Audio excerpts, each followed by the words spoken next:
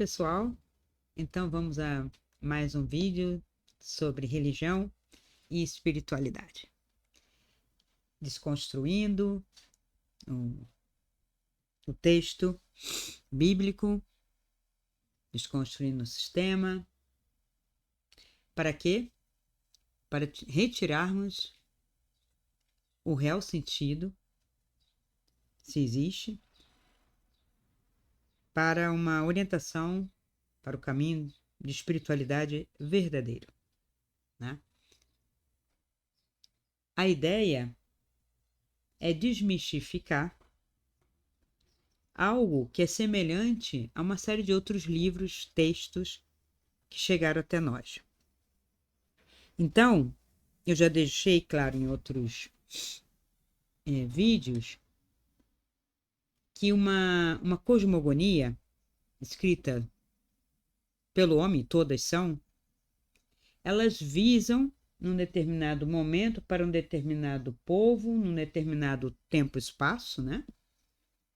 Explicar a origem do mundo, a origem do homem, e direcionar essa nação, esse povo, naquele momento, para alguma direção de vida, de comportamento, de propósito.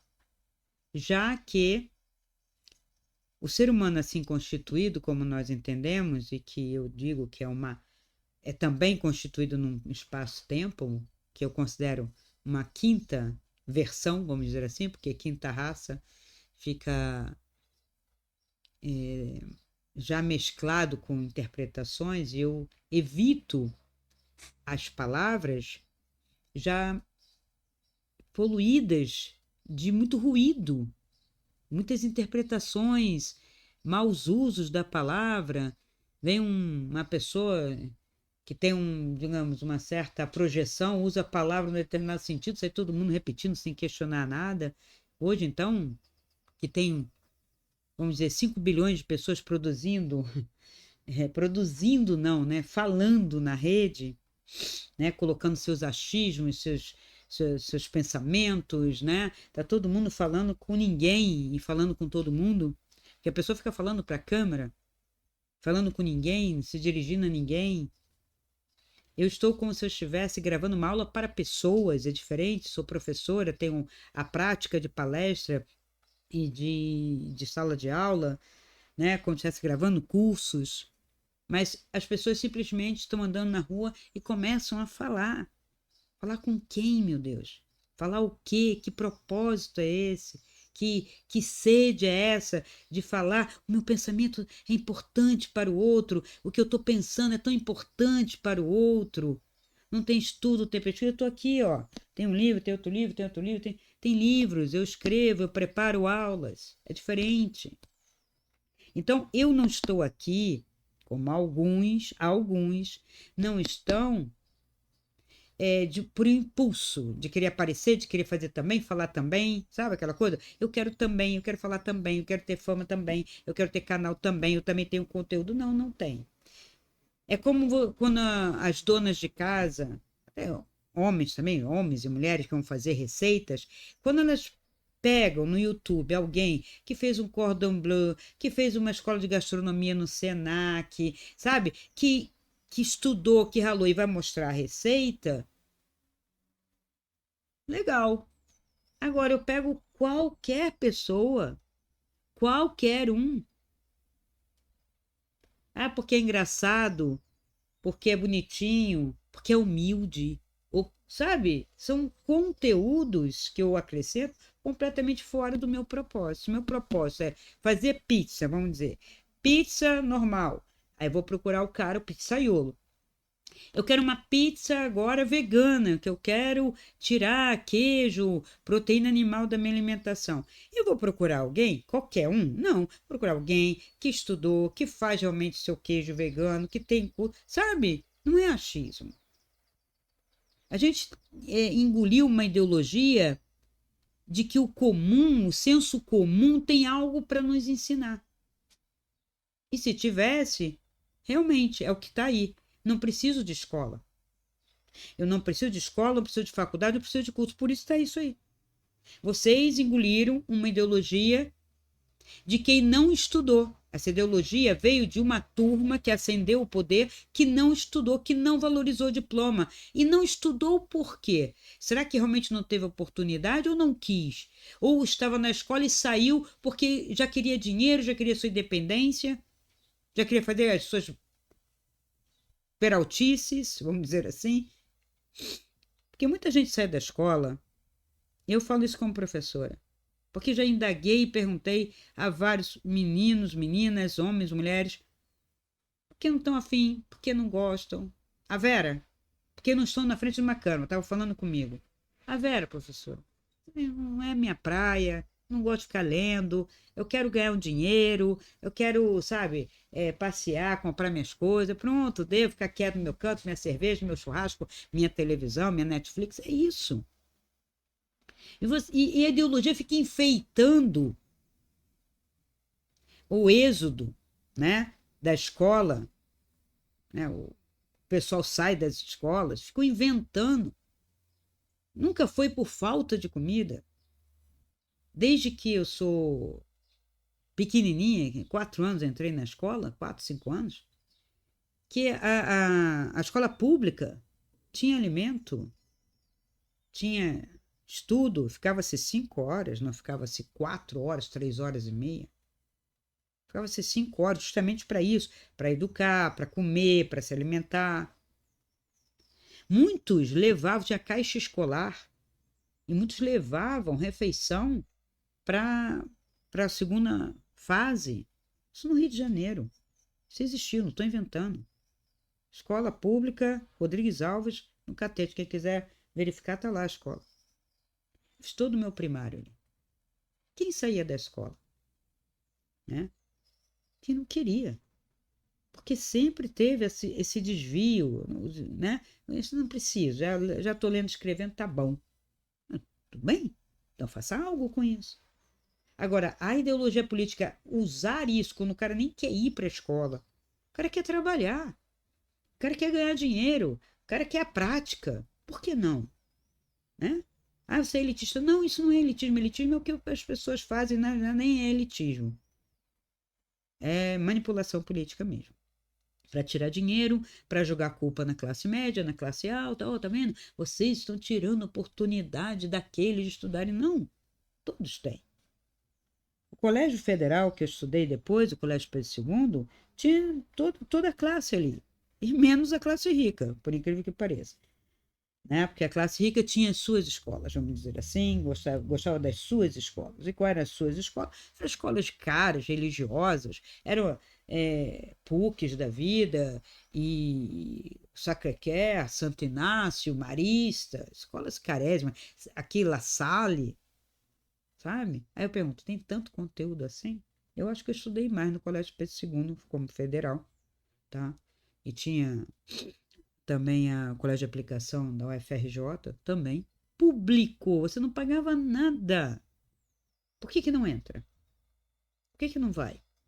Hoje, ele está esvaziado de conteúdo, é outra coisa. E isto justamente pela ideologia do bem, que queria o bem para todos, dando escola para todos, só que não, agora esvazia todas as escolas não dão conteúdo nenhum, e aí? Qual é a chance que essa pessoa tem de ler, de fazer crítica, de progredir, de ter um melhor emprego? Nenhuma. Isso é muito sério, porque isso tem a ver com um momento muito antigo e que a Bíblia dá conta. Isso aqui é um livro histórico, é um livro onde você lê a história, a ideologia política. Isso aqui é um livro político. Se ele fosse um livro só sagrado, como você pega lá os sutras budistas, gente, você vai ler aquilo é puramente para a alma, para o ser humano, é mantra, não tem política ali, não tem história. É completamente atemporal. Para ser um livro sagrado ou divino, ele tem que ser atemporal. E aqui tem muita coisa que é temporal e política, praticamente tudo, e poucas palavras que foram ditas, no caso, pela figura histórica Jesus chamado o Cristo, que jogou algumas parábolas, alguns textos que você pode considerar como atemporal. A poesia que está aqui, algumas, você pode ler, que bonito, não sei o quê, é atemporal, porque a literatura bem escrita, ela é atemporal. Veja, eu considero a literatura que a igreja diz que é profana muito mais sagrada, que você pode ler e entender o ser humano através dela e ter um posicionamento muito mais sagrado do que textos históricos completamente anacrônicos, se você vai colocar ao pé da letra aqui, e não tem outro pé de letra, tá? É esse e acabou. Então, pegando esse gancho, uma seguidora do canal colocou uma pergunta. Ela é relativamente assídua e colocou uma pergunta e fez uma sugestão se eu poderia falar, então, dos 4 níveis de leitura, né, da Cabala, né, do rabínica, né, que os rabinos usam para interpretar o texto da Torá, do Talmud judaico, que seria o utilizado aqui.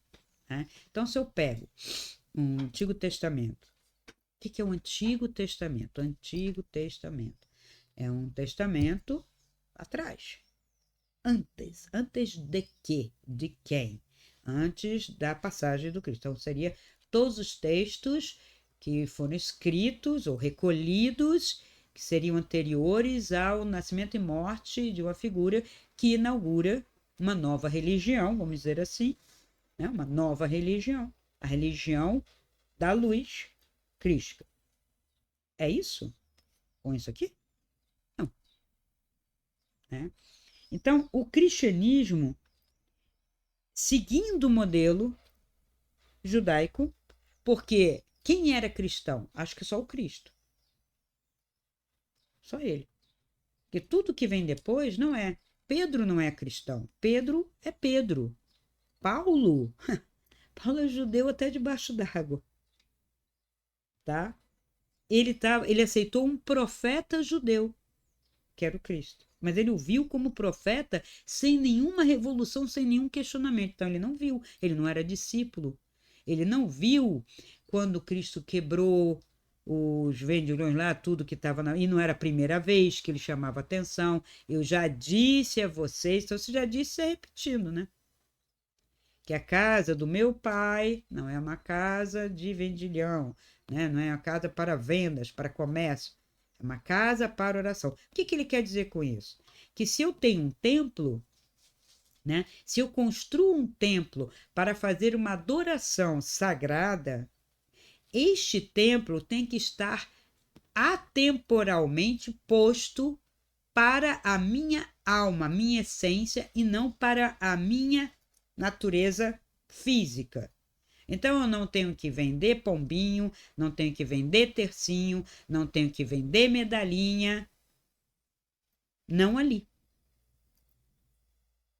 E para que isso tudo? Qual foi o escapulário, a medalhinha, o terço, o que foi que ele vendeu? Nem o peixe, nem o peixe, nem o pão foi dado. O que foi que ele disse que era para a gente carregar, para a gente fazer? Qual foi a mensagem realmente dada por ele? Quando 2 ou mais estiverem reunidos ali, em meu nome, ali eu estarei. Pronto. 2 ou mais, aonde? Em algum lugar, qualquer lugar. Ele ficava fazendo tudo dentro da sinagoga? Não, ele estava onde? Peregrinando fora da sinagoga. Ele falava no alto da montanha, ele falava ali no canto do mercado, ele falou de cidade em cidade, na praça aqui, que nem tinha praça, mas era como se fosse, né, um mercado, um lugar mais tranquilo, do lado de uma fonte, no deserto. Qual foi a igreja que ele fundou? Qual foi a igreja que ele mandou construir em nome dele?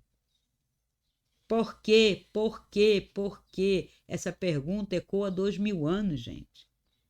Pelo menos para o cristão. Eu não quero saber do judeu. Se o judeu tem que ter templo, sinagoga, tá lá, vai ficar. Ó, tem templo, primeiro templo, segundo templo, eu estou querendo construir o terceiro, que foi destruído. É aquele povo, aquela nação.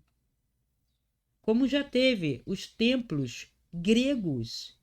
Zeus, Afrodite, Marte, Apolo, né?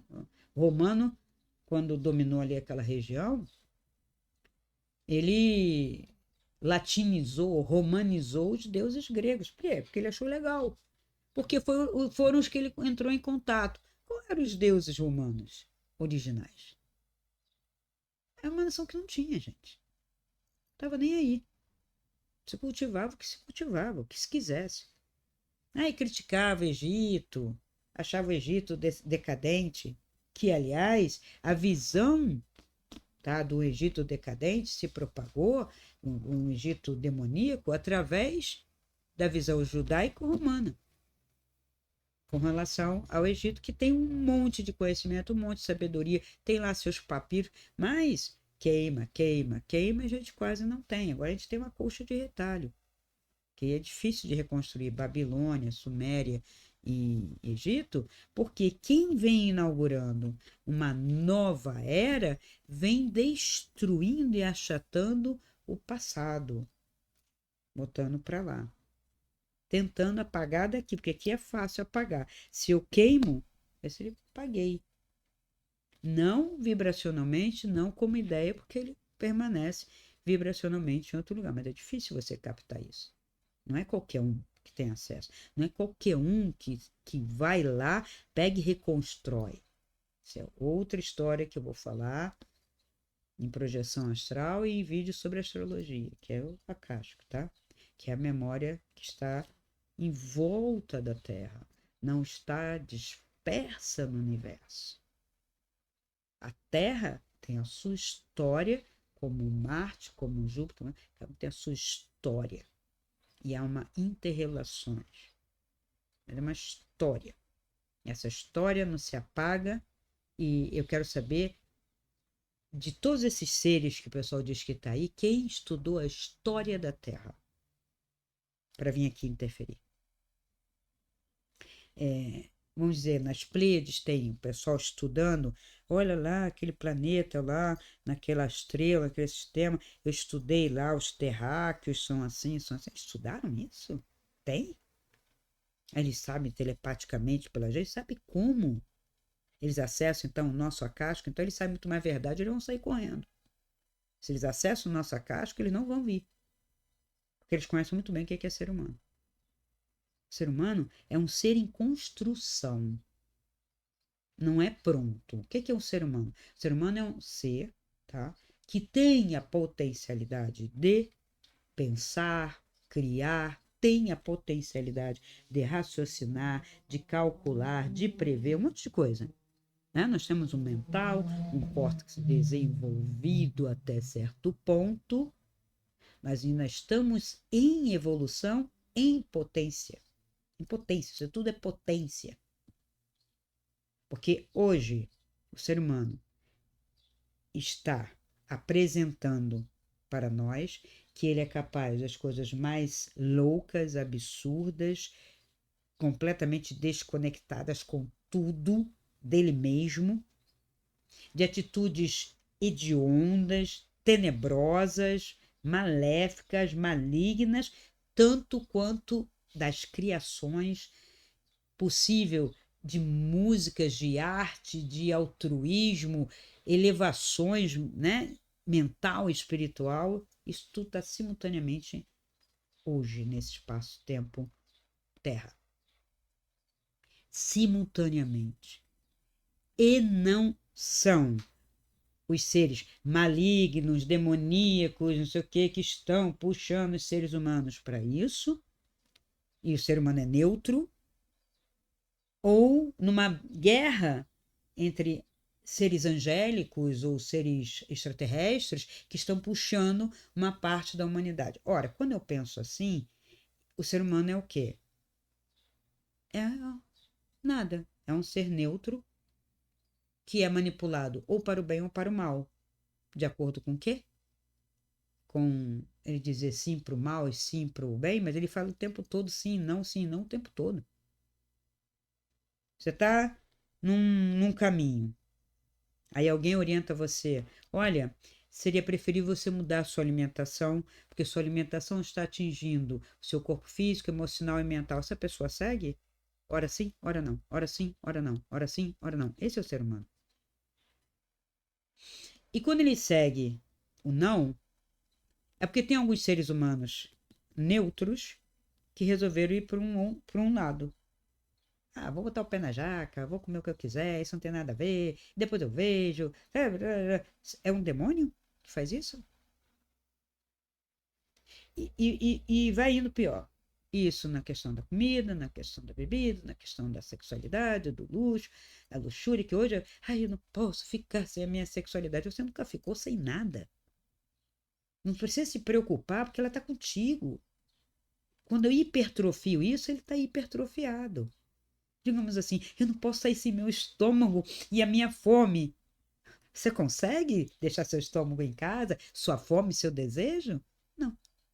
Então você não deixa nada. Essa idiotice de dizer que eu não posso deixar minha sexualidade em casa, que eu tenho que levá-la para o trabalho, para a rua, para isso, para aquilo, é uma ideologia. Para hipertrofiar uma parte, uma coisa, né? Uma coisa nossa aqui que nós temos, uma capacidade, uma atividade, uma potencialidade que está hipertrofiada.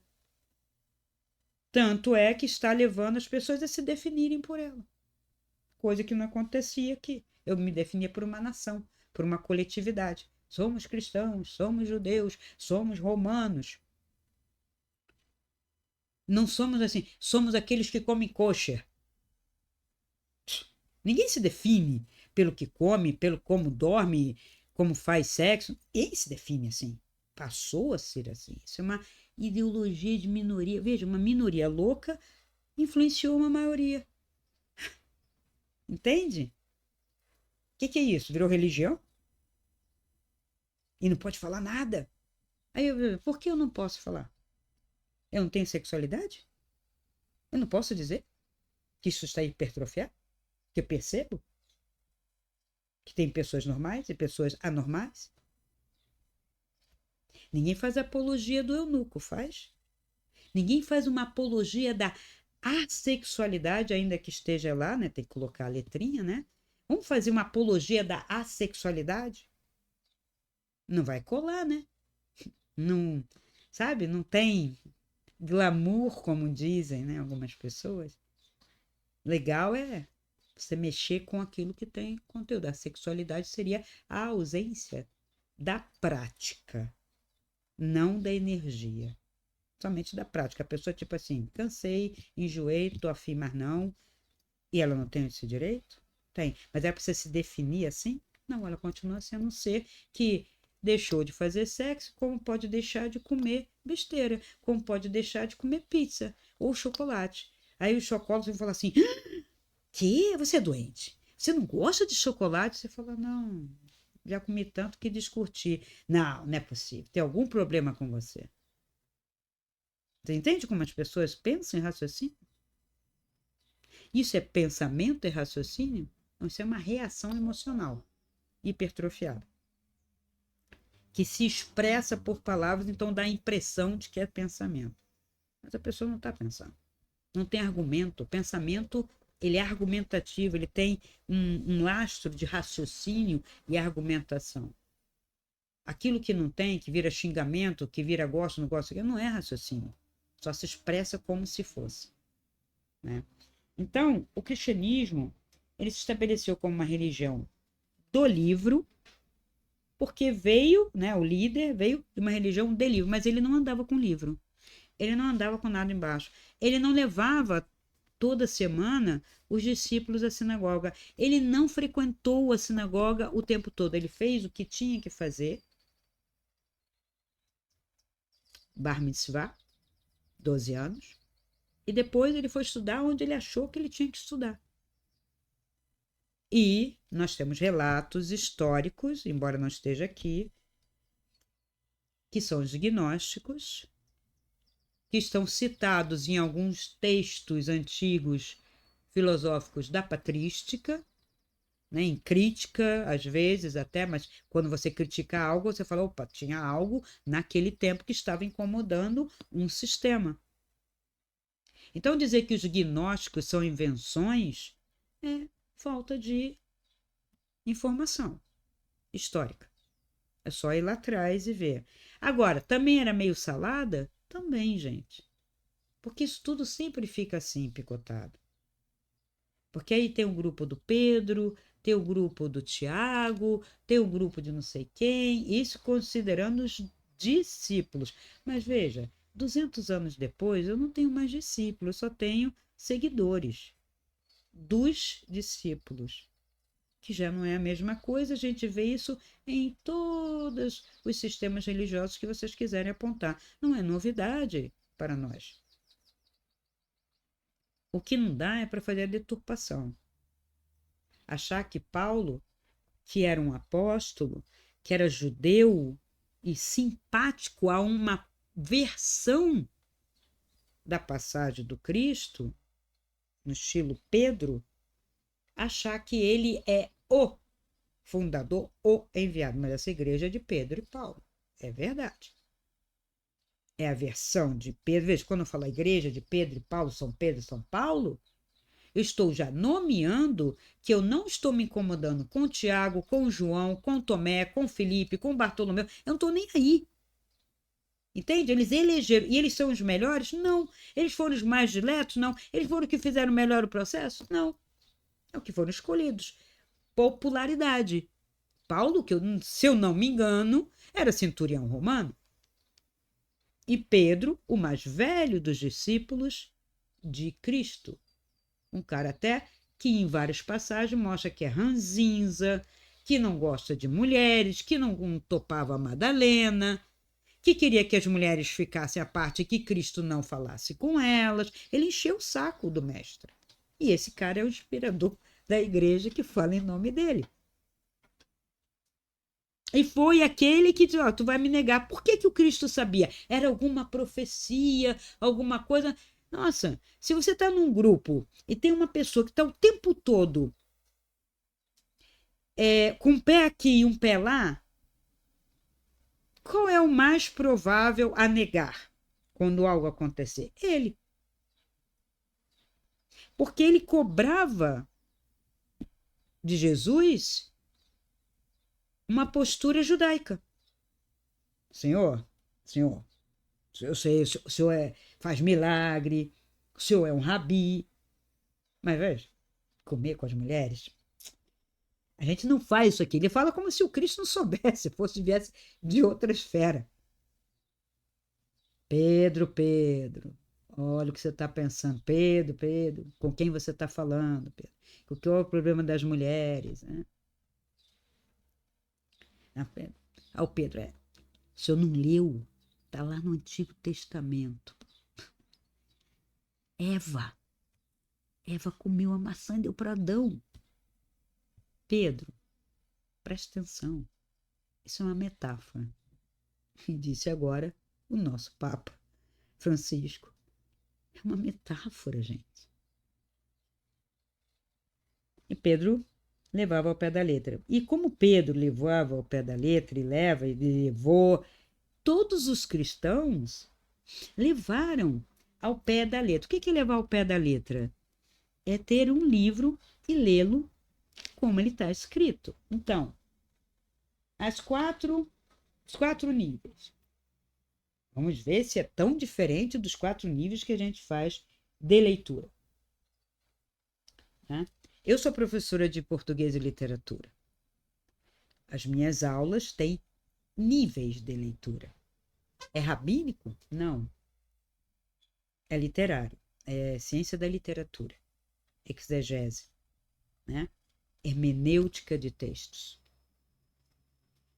Então, os 4 níveis de interpretação da Torá são conhecidos como pardes, uma palavra que significa jardim em hebraico. Isso é uma pesquisa que eu fiz. Cada nível representa uma camada mais profunda dessa compreensão. É a aula que eu dou para os meus alunos de ensino médio ou de faculdade. A gente fazia interpretação de textos filosóficos e na faculdade de literatura, de textos literários, tá? Então, o primeiro nível Chat. Este é o nível mais simples e literal de interpretação. Envolve a leitura direta e compreensão superficial do texto, considerando o significado óbvio das palavras e das frases. O que eu me lembrei? O que isso lembra a quem fez escola? Direitinho, né? Aí eu falei para a galera antiga, não falo para o pessoal novo, né? Eu falo para o pessoal que teve escola de 2000 para trás. Tia Maricotinha falava o quê? Compreensão do texto. Se não entendeu a palavra, sublinha, pega o significado, bota lá o sinônimo para você poder entender. Primeiro nível, compreensão. Vovô viu a uva. Quem viu a uva foi o vovô, não foi outra pessoa. A frase está, embora várias pessoas estivessem vendo a uva, isso não interessa, isso é especulação. Ou também perguntar, mas onde ele viu a uva? Foi na parreira ou foi na feira ou foi no mercado? Isso também é outra especulação, que hoje estão colocando isso como interpretação de texto. E eu não posso deduzir isto do texto, a não ser que ao ler em continuidade ele possa me apontar isto. Tá? Então, primeiro nível da compreensão. Vovô viu a uva, foi o vovô que viu a uva. O que o vovô viu? Uva. Ok? Ele não viu árvore, ele não viu raiz, ele viu a uva, a fruta, a uva. Ok? Então, é esse o primeiro nível. Tá aqui, primeiro nível de compreensão. Então, vou ler o livro e vou ver lá, Adão, não sei o quê. Aí que eu estava lendo para vocês, no primeiro nível. Vamos entender? Tem dois deuses, Elohim, Jeová. Tem um Deus que cria o homem e a mulher ao mesmo tempo, tem um outro Deus que só cria o homem, e depois, achando que o homem estava então solitário, veja, esse é um Deus que interfere, esse é um Deus que não simplesmente cria e deixa ir, mas é um Deus que fica observando, tentando, paparicando ou punindo, porque quem paparica também pune. Então, ao pé da letra, na compreensão, eu tenho dois deuses no mesmo Gênesis. Ponto pacífico. Tá? Segundo nível, envolve a busca por sugestões, dicas ou pistas no texto, que é o remés, que indicam, por favor, quem souber hebraico e estiver fazendo estudos de cabala com todas aquelas pronúncias de hebraico, perdoe o meu hebraico é lido como está escrito. Eu não sei hebraico, tá? Eu não falo essa língua. Eu conheço, mas o sotaque vai aparecer. Então, para mim é remés, com Z. Então, neste nível, começa a interpretação.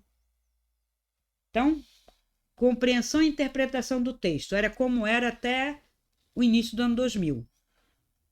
Compreensão e interpretação do texto. Começaram depois, sei que a teoria da comunicação, aí começou a esfacelar todo o conhecimento sem dar o básico, né?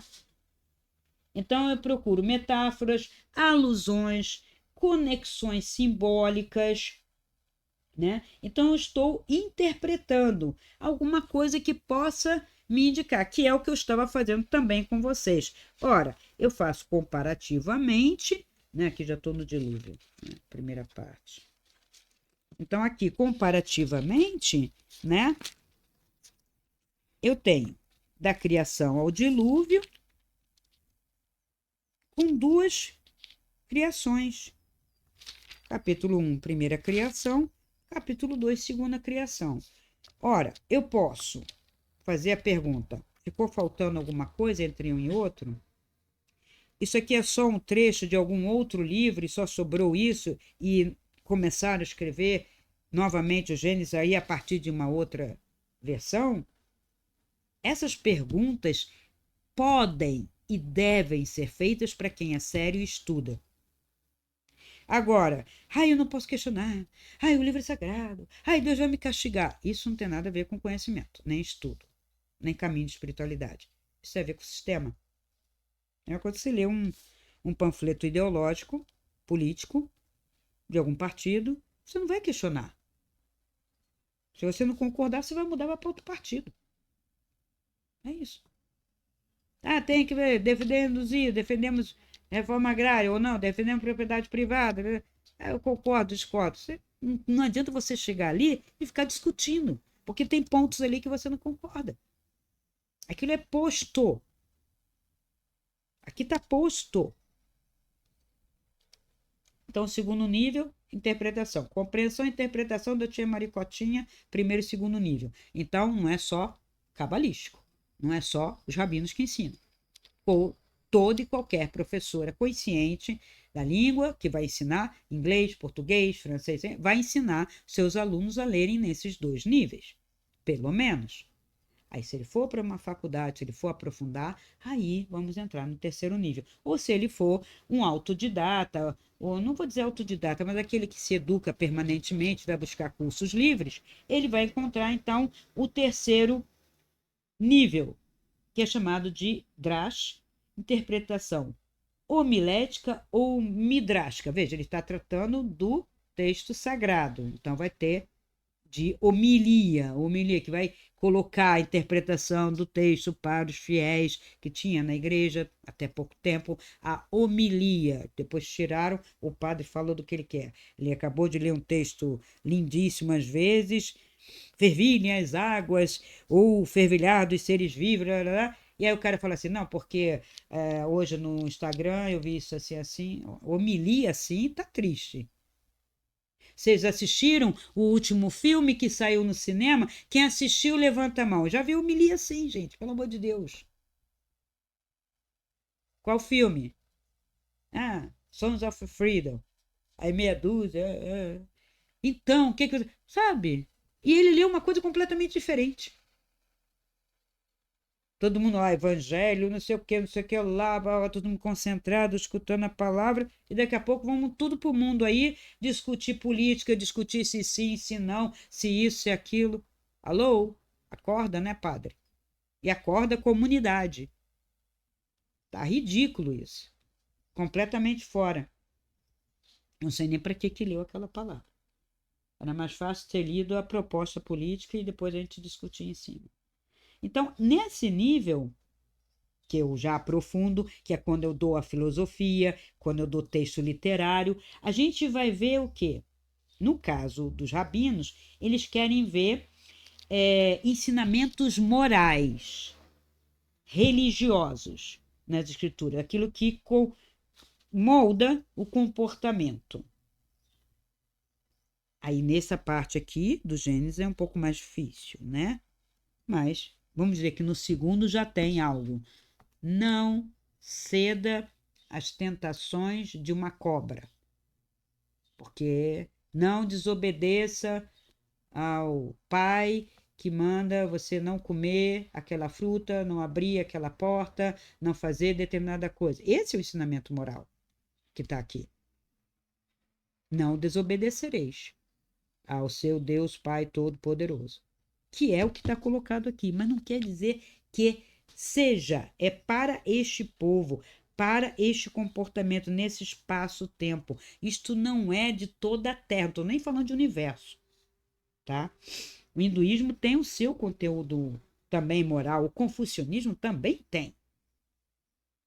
E não quer dizer que eles já eram cristãos ou judeus antes que eu colocasse o livro aqui. Para com isso, de querer botar todo mundo dentro do mesmo balaio. Não é. E é exatamente esse o questionamento. Porque cada lugar, em cada época, cria o seu sistema. Sistemas mais rígidos, mais presos, sistemas mais abertos, livres, como os celtas. Tinha um sistema, né, um panteão e uma cosmogonia mais livre, mais aberta, ligada à natureza. Opa, eu tenho um elemento, né, natural, físico, palpável para minha transcendência, os outros não têm nenhuma, é um Deus imaginário, uma coisa no espaço não, cuidado, senão vira ET, vira astronauta. Eram os deuses astronautas? Que deuses, eu pergunto? Que deuses? Andaram pela Terra? A Grécia tem uma coisa muito interessante, que ela considera alguns seres portentosos e outros como portentados. Os portentosos são o que nós consideramos como deuses. É aquela coisa assim, já nasceu com a pessoa. A força, a música, o poder, a arte. Então, isso é um portentoso. Então, Mozart, né, que é considerado gênio, ele é um portentoso da música. Um Thor, um portentoso da força, né? Relacionado ao trovão, ao relâmpago, não importa. Isso é só uma analogia, mas vamos dizer, um Deus criado pelo homem, ou se passou alguém tão forte quanto, na maioria, ele é um portentoso. E o portentado é aquele que recebe de algo ou alguém, através de um processo, o poder que antes ele não tinha. Então, quando eu ensinei aos meus alunos do ensino médio a analisar os super-heróis, nós fazíamos essa brincadeira. Quem é o portentado e quem é o portentoso? O super-homem é portentado ou é um portentoso? Ele é um portentoso. Ele já nasceu, já veio para cá poderoso. Mas o poderoso com um ponto fraco. Por quê? Porque não é um deus, é um herói. O Homem-Aranha é um portentado. Ele se transforma na aranha. Né? Pode ser que o super-homem lá, da onde ele veio, ele seja o total portentoso, não tem nenhum problema. Mas aqui, aí ele é jornalista. Então, eu fiz essa análise de super-heróis com os meus alunos para que eles pudessem perceber o que estava sendo manipulado através do arquétipo de herói. E quando a gente pega um texto desse, nós vamos ver aqui que também tem heróis e tem outros seres que são considerados como deuses. Tá? Claro que esse que está nomeado aqui no Gênesis não dá para a gente ver, porque isso é uma cosmogonia e uma antropogênese. É como o mundo foi criado, essa terra, e como o homem foi criado aqui. Ficou satisfeito? Alguém fica satisfeito com esta resposta? Se a gente ficar satisfeito, tinha tanto filósofo perguntando, afinal, quem somos nós, de onde viemos e aonde vamos, ainda hoje? Se isso aqui fosse o texto sagrado para todos e desse conta realmente disso, ele já não teria respondido, a gente não estava satisfeito, vamos então crescei-vos e multiplicai-vos, né? Vamos fazer filho, botar gente no mundo, populacionar, fazer, né, criação, agronegócio, então agricultura, pecuária, isso aqui, festa, tanto é que eles têm festa para a beça. Se você for pegar, ficar do lado de um judeu, você vai ver que tem, cada dia tem um negócio. A paraxá de hoje, não sei o que lá de hoje, de ontem, não sei o que, agora o Shabat, toda semana, uma semana curtinha. 7 dias. A semana do Romano tinha 10 dias.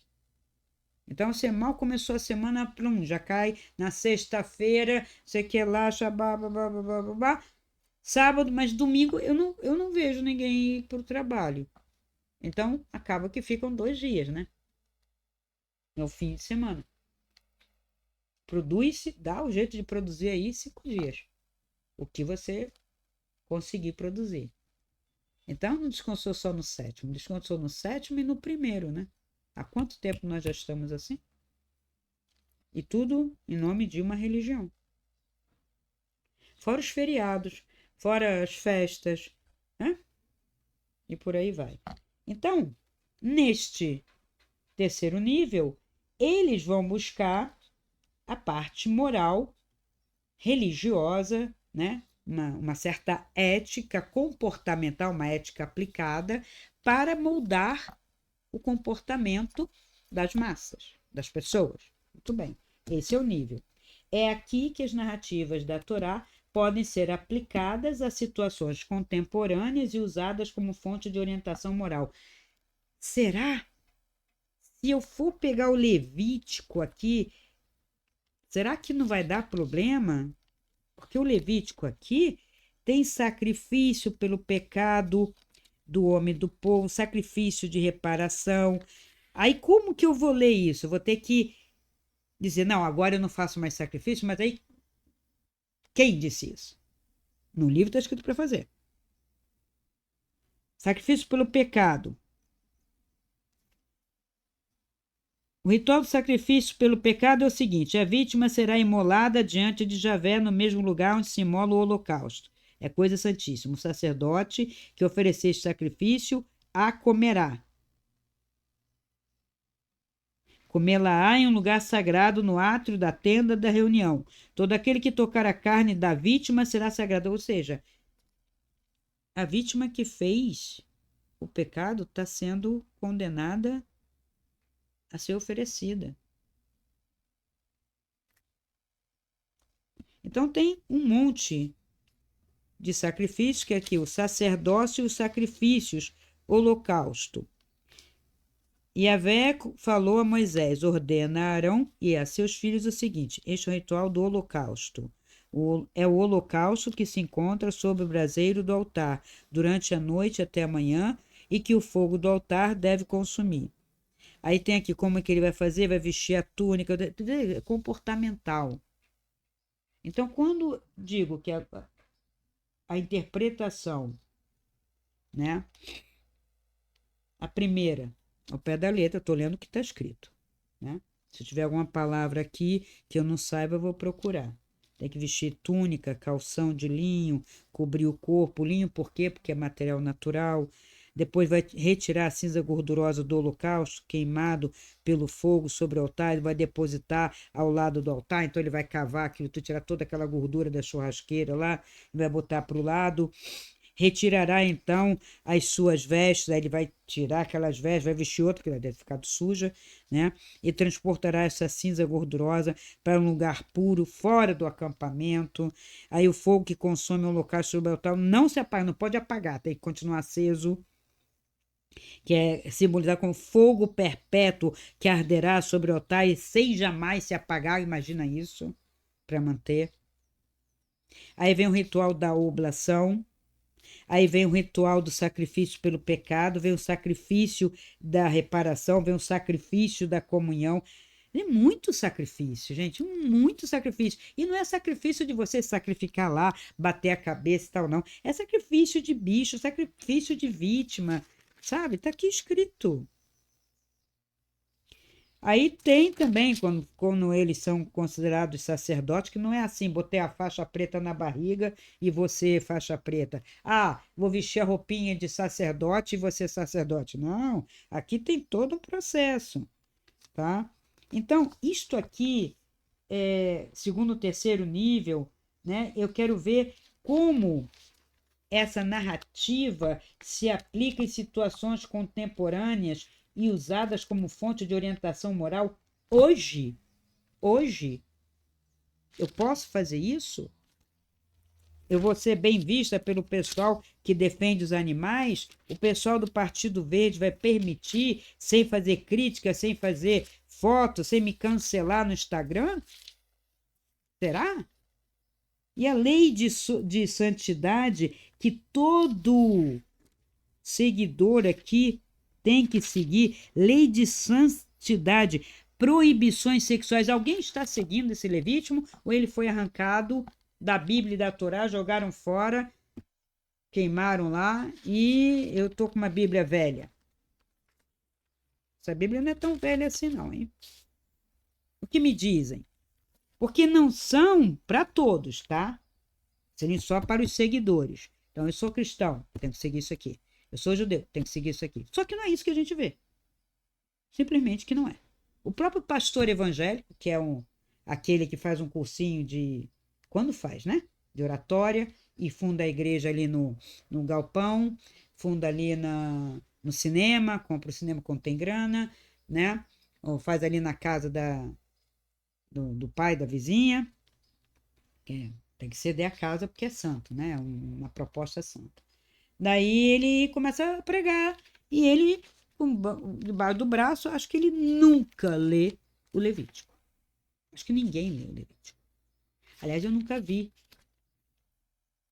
na palavra, primeira leitura, Antigo Testamento, segunda leitura, algo do Novo Testamento, né? E diga-se Novo Testamento, não o Evangelho, porque o Evangelho sempre foi lido nas missas como o Evangelho. Então é a palavra que só o padre pode ler. Primeira leitura lê um fiel, segunda leitura lê outro fiel, e a terceira leitura, que é palavra do Senhor. Veja, palavra do Senhor, ainda que esteja contando uma história. Então, é muita manipulação, se você observar mesmo. Então, é uma coisa humana. Beleza, é uma coisa humana. Então, não é uma coisa divina. Não. Por quê? Porque não é, gente. Porque é feito pelos homens.